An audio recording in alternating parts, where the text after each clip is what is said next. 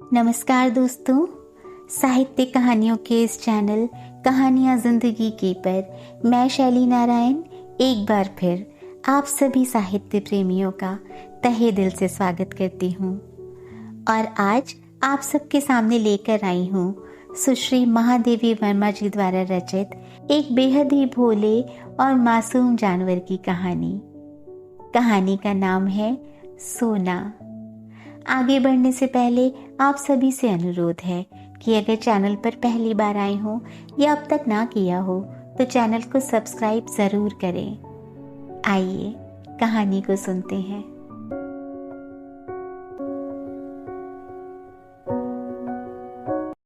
सोना की आज अचानक स्मृति होने का कारण है मेरे परिचित स्वर्गीय डॉक्टर धीरेन्द्र नाथ बसु की पौत्री सुस्मिता ने लिखा है। गत वर्ष अपने पड़ोसी से मुझे एक हिरन मिला था। बीते कुछ महीनों में हम उससे बहुत स्नेह करने लगे हैं, परंतु अब मैं अनुभव करती हूँ कि सघन जंगल से संबंध होने के कारण तथा बड़े हो जाने के कारण उसे घूमने के लिए अधिक विस्तृत स्थान चाहिए। क्या कृपा करके आप उसे स्वीकार करेंगी? सचमुच मैं आपकी बहुत आभारी रहूंगी। मेरा विश्वास है कि आपके यहाँ उसकी उचित देखभाल हो सकेगी। कई वर्ष पहले मैंने निश्चय किया था कि अब हिरन नहीं पालूंगी, परंतु आज उस नियम को भंग किए बिना इस कोमल प्राण जीव की रक्षा संभव नहीं है। सोना भी इसी प्रकार अचानक आई थी, परंतु तब तक वह अपनी शैशवावस्था भी पार नहीं कर सकी थी। सुनहरी रंग के रेशमी लच्छों की गांठ के समान उसका कोमल लघु शरीर था। छोटा सा मुंह और बड़ी बड़ी पानीदार आंखें। देखती थी तो लगता था कि अभी छलक पड़ेंगी। उनमें प्रसुप्त गति की बिजली की लहर आंखों में कौंध जाती थी। सब उसके सरल शिशु रूप से इतने प्रभावित हुए कि किसी चंपक वर्णा रूपसी के उन्मुक्त सोना, सुवर्णा, सुवर्ण लेखा आदि नाम उसका परिचय बन गए। परंतु उस बेचारे हरिण शावक की कथा तो मिट्टी की ऐसी व्यथा कथा है जिसे मनुष्य की निष्ठुरता गढ़ती है। वह न किसी दुर्लभ खान के अमूल्य हीरे की कथा है और न अथाह समुद्र के मोती की। जिन्होंने हरितिमा में लहराते हुए मैदान में छलांग भरते हुए हिरन के झुंड को देखा होगा, वही उस अद्भुत गतिशील सौंदर्य की कल्पना कर सकते हैं। परंतु जीवन के इस चल सौंदर्य के प्रति शिकारी का आकर्षण नहीं रहता। मैं प्रायः सोचती हूँ कि मनुष्य जीवन की ऐसी सुंदर ऊर्जा को निष्क्रिय और जड़ बनाने के कार्य को मनोरंजक कैसे कहता है। मनुष्य मृत्यु को असुंदर ही नहीं अपवित्र भी मानता है। उसके प्रियतम आत्मीय जन का शव भी उसके निकट अपवित्र, अस्पृश्य तथा भयजनक हो उठता है। जब मृत्यु इतनी अपवित्र और असुंदर है, तब उसे बांटते घूमना क्यों अपवित्र और असुंदर कार्य नहीं है, यह मैं समझ नहीं पाती। आकाश में रंग बिरंगे फूलों की घटाओं के समान उड़ते पक्षी कितने सुंदर जान पड़ते हैं। मनुष्य बंदूक से निशाना साध कर उड़ते गाते पक्षियों को ढेले के समान गिरा देता है। क्षत विक्षत रक्त स्नात उन मृत लघु जीवों में न संगीत रहता है और न सौंदर्य, परंतु मारने वाला अपनी सफलता पर नाच उठता है। पशु जगत में भी मनुष्य ऐसी ही ध्वंस लीला करता है। हिरन जैसा सुंदर और निरीह पशु दूसरा नहीं है। इसकी आंखें तो करुणा की मूर्ति ही है। इसके गतिमय सजीव सौंदर्य से अधिक मनुष्य को इसका आखेट रुचिकर लगता है।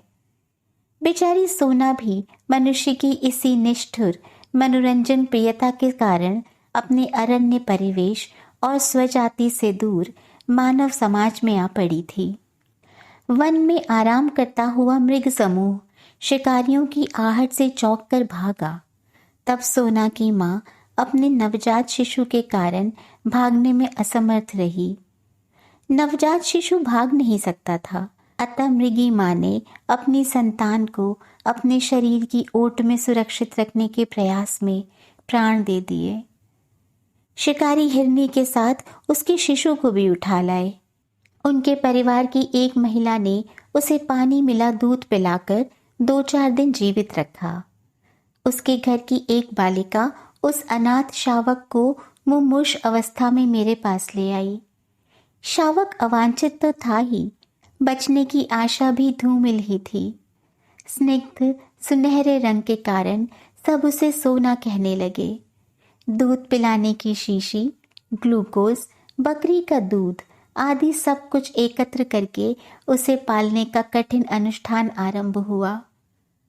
उसका मुख इतना छोटा था कि उसे बहुत कठिनाई से दूध पिला पाते।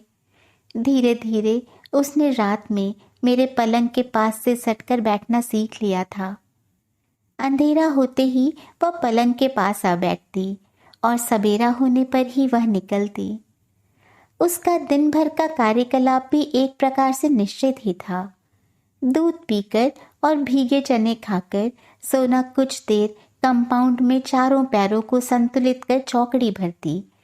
फिर वह छात्रावास पहुंचकर प्रत्येक कमरे का निरीक्षण करती। कोई छात्रा सोना के माथे पर कुमकुम का बड़ा सा टीका लगा देती, कोई गले में रिबन बांध देती और कोई पूजा के बताशे खिला देती। उसके मेस में पहुंचते ही नौकर चाकर तक दौड़ आते और सभी उसे कुछ न कुछ खिलाने को उतावले रहते। छात्रावास का जलपान अध्याय समाप्त होने पर वह घास के मैदान में कभी धूप चढ़ती और कभी उस पर खेलती रहती। मेरे भोजन का समय वह किस प्रकार जान लेती थी, यह समझने का उपाय मेरे पास नहीं है, परंतु वह ठीक मेरे भोजन के समय भीतर आ जाती और मेरा खाना समाप्त होने तक वहीं खड़ी रहती। कुछ चावल, रोटी आदि भी उसका प्राप्य रहता था, परंतु उसे कच्ची सब्जी ही अधिक भाती थी। उसे छोटे बच्चे अधिक प्रिय थे क्योंकि उनके साथ खेलने का अधिक अवकाश रहता था। वे पंक्तिबद्ध खड़े होकर उसे सोना सोना पुकारते और वह उनके ऊपर छलांग लगाकर एक ओर से दूसरी ओर कूदती रहती। यह सर्कस जैसा खेल चलता रहता। मेरे प्रति उसके स्नेह प्रदर्शन के कई प्रकार थे। बाहर खड़े होने पर वह सामने से या पीछे से छलांग लगाती। वह पैरों को सिकोड़कर सिर से इतनी ऊंचाई से छलांग लगाती कि चोट लगने की कोई संभावना ही नहीं रहती। भीतर आने पर वह मेरी साड़ी का पल्लू मुंह में भर लेती और कभी चोटी ही चबा डालती। डांटने पर वह हैरान रह जाती। पालने पर वह पशु न रहकर ऐसा स्नेही संगी बन जाता है जो मनुष्य के एकांत शून्य को भर देता है। पशु मनुष्य के निश्चल स्नेह से परिचित रहते हैं, उसकी ऊंची नीची सामाजिक स्थितियों से नहीं। यह सत्य मुझे सोना से अनायास प्राप्त हो गया। यदि सोना को अपने स्नेह की अभिव्यक्ति के लिए मेरे सिर के ऊपर से कूदना आवश्यक लगेगा तो वह कूदेगी ही। मेरी किसी अन्य परिस्थिति से प्रभावित होना उसके लिए संभव ही नहीं था।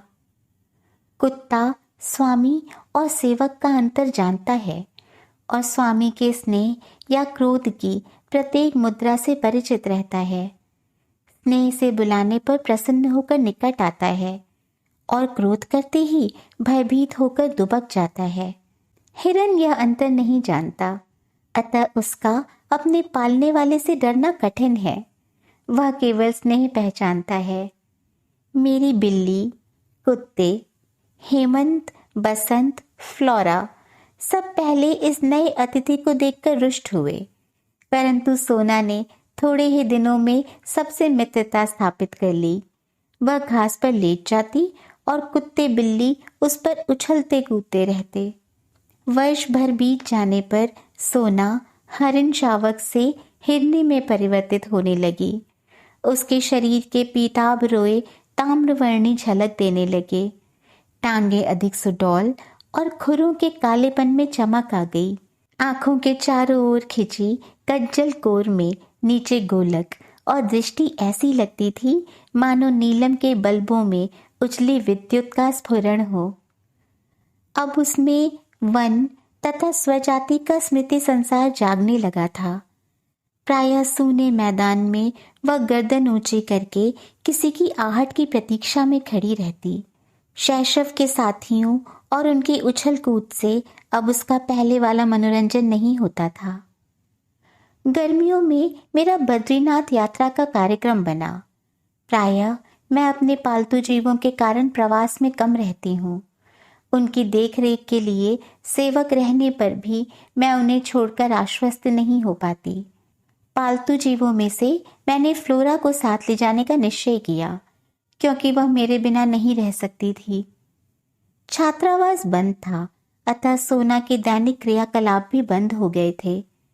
मेरी उपस्थिति का भी अभाव था, अतः उसके आनंदोल्लास के लिए भी अवकाश कम था।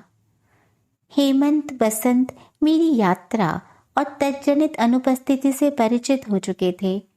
होल डाल बिछाकर उसमें बिस्तर रखते ही वे दौड़कर उस पर लेट जाते और भौंककर मानो मुझे उपालंब देने लगते।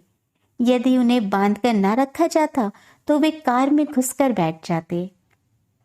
सोना की सहज चेतना में मेरी यात्रा जैसी स्थिति का बोध न था। पैदल आने जाने के निश्चय के कारण बद्रीनाथ की यात्रा में ग्रीष्मावकाश समाप्त हो गया। 2 जुलाई को लौटकर जब मैं बंगले के द्वार पर आ खड़ी हुई, तब बिछड़े हुए पालतू जीवों में कोलाहल होने लगा। गोधूली कंधे पर आ बैठी। हेमंत, बसंत मेरे चारों ओर परिक्रमा करके हर्ष की ध्वनियों में मेरा स्वागत करने लगे, पर मेरी दृष्टि सोना को खोजने लगी। सोना कहाँ है? पूछने पर माली आंसू पोंछने लगा और चपरासी, चौकीदार एक दूसरे का मुंह देखने लगे। वे लोग आने के साथ ही मुझे कोई दुखद समाचार नहीं देना चाहते थे। माली की भावुकता ने बिना बोले ही सब कुछ बता दिया। छात्रावास के सन्नाटे और फ्लोरा के तथा मेरे अभाव के कारण सोना इतनी अस्थिर हो उठी कि वह कंपाउंड से बाहर निकल जाती थी। इतनी बड़ी हिरनी को पालने वाले तो कम थे, परंतु उसमें स्वाद पाने के इच्छुक व्यक्तियों का बाहुल्य था।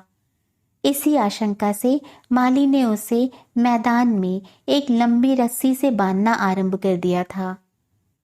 एक दिन वह बंधन की सीमा भूलकर बहुत ऊंचाई तक उछली और रस्सी के कारण मुंह के बल धरती पर आ गिरी। वह उसकी अंतिम सांस और अंतिम उछाल थी। मजबूरीवश सब उस मृत सुनहरी रेशम की गठरी को गंगा में प्रवाहित कराए। यह सुनकर मैंने निश्चय किया था कि हिरन नहीं पालूंगी, पर संयोग से फिर हिरन पालना पड़ रहा है।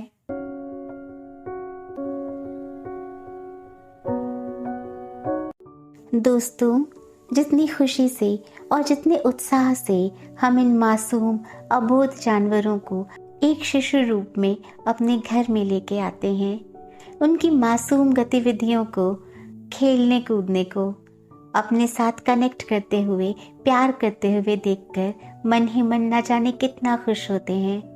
और ऐसे ही एक दिन अचानक उनका हमसे दूर हो जाना हमें अंदर तक कितना खाली कर देता है। सुश्री महादेवी वर्मा जी की हर कहानी में किसी न किसी ऐसे ही अबोध मासूम बच्चे का जिक्र जरूर आता है, जिसे पढ़कर दिल ममता से भर जाता है। इसी खूबसूरत कहानी के साथ अब चलती हूँ। बहुत जल्द फिर मिलूंगी एक और नई कहानी और कुछ और ऐसे ही मासूम और दिलचस्प किरदारों के साथ। तब तक अपना और अपनों का बहुत सा ख्याल रखें। पसंद आए तो कहानी को लाइक और शेयर करें। कहानी, प्रस्तुति और लेखिका से संबंधित अपने सभी विचार और सुझाव हमें कमेंट बॉक्स में लिखकर बताना बिल्कुल न भूलें। चैनल पर पहली बार आए हो या अब तक ना किया हो तो चैनल को सब्सक्राइब जरूर करें। सुखी, प्रसन्न, सुरक्षित और प्रेममय रहें। नमस्कार।